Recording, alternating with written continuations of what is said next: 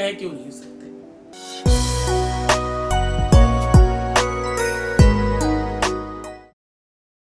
जब हमने देवताओं में स्त्रियों को आगे रखा है तो भाई संबंधों में आगे रखने में क्या आपत्ति है।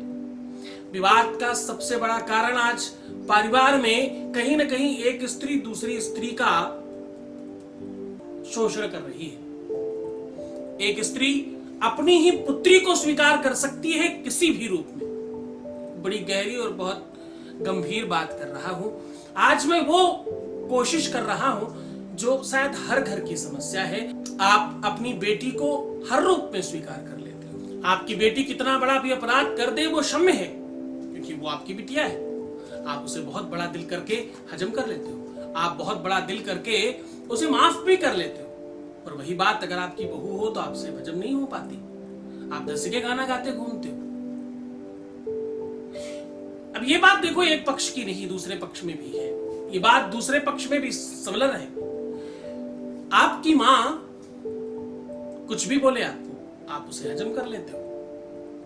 कुछ भी कहे, कैसा भी आपके साथ बिहेव करे, आप हजम करते हो। लेकिन अगर आपकी सास करे तो आपसे हजम नहीं होता। आप दस के गाना गाते घूमते हो और आपसे बुराइयां ही दिखती हैं, आपको अच्छाइयां दिखती ही नहीं है। तो दोनों ही तरफ से परस्पर वो सामंजस्य नहीं बैठ पाता, जिस वजह से बहुत सारे घर बिगड़ जाते हैं। तलाक का बहुत बड़ा कारण एक स्त्री ही हो सकती है, वो कोई भी हो। वो चाहे देवरानी जेठानी के रूप में हो, सास ननद के रूप में हो, सौतन के रूप में हो या बहू के रूप में हो, कारण कोई भी हो, कोई स्त्री ही बीच में हो।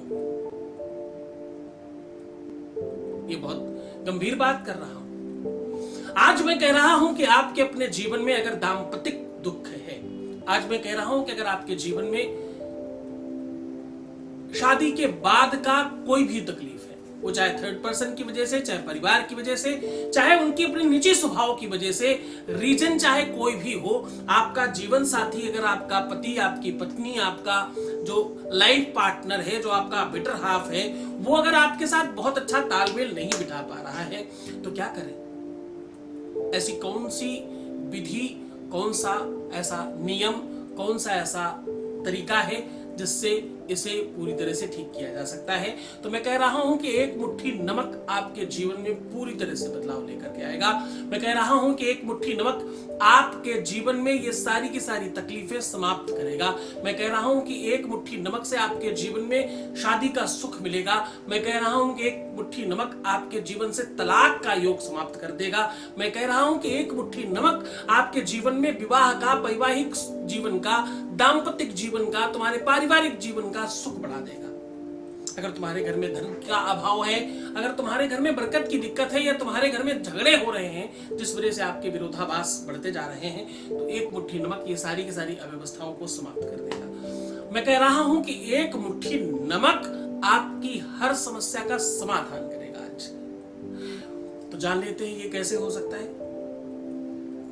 वर और कन्या दो लोग न होकर के एक हो जाते हैं। जब कोई व्यक्ति, आप पता है, अपने पार्टनर को बेटर हाफ कहते हो,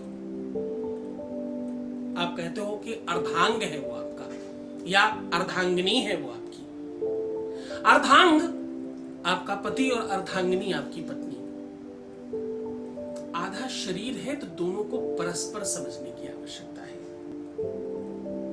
आपको सालों हो गए, आज तक आप नेचर नहीं समझ पाए।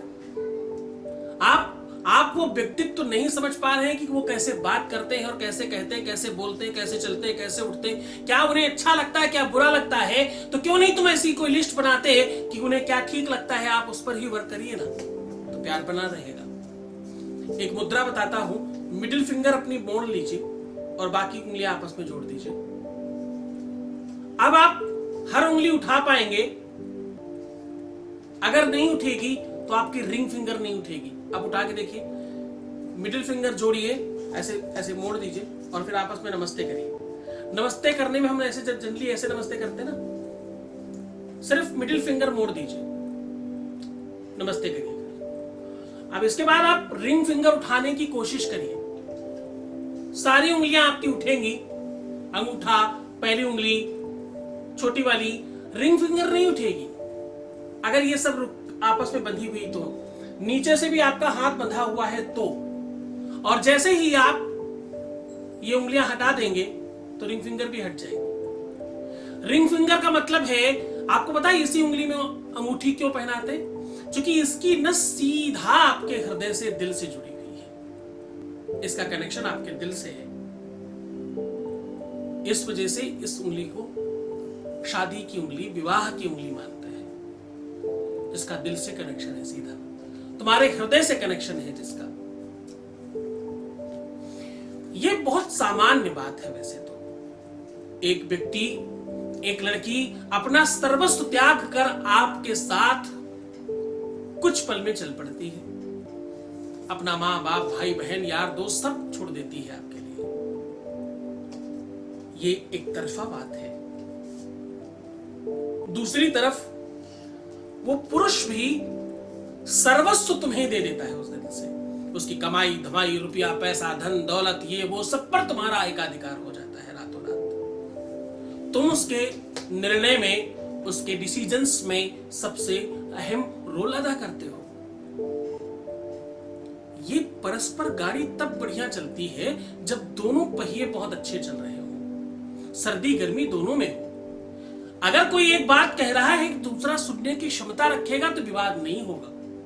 एक कह रहा है, दूसरा उस पर जवाब दे रहा है, तो ये तो विवाद बढ़ता जाएगा। इसीलिए हमारे यहां पहले पतियों को थोड़ा ऊपर रखा जाया करता था।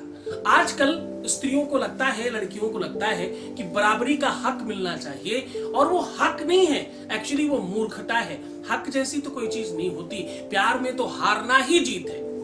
प्यार में जीतना जीत नहीं है, प्यार में हारना जीत है। इसलिए स्त्रियों के पास पावर ज्यादा है, क्षमता ज्यादा है, ताकत ज्यादा है, एनर्जी ज्यादा है, पावर ज्यादा है। इस वजह से उनको नीचे झुका के रखा गया था। क्यों? क्योंकि ज्यादा पावर को ऑलरेडी ऊपर रख दिया गया तो वो ब्लास्ट कर देगा।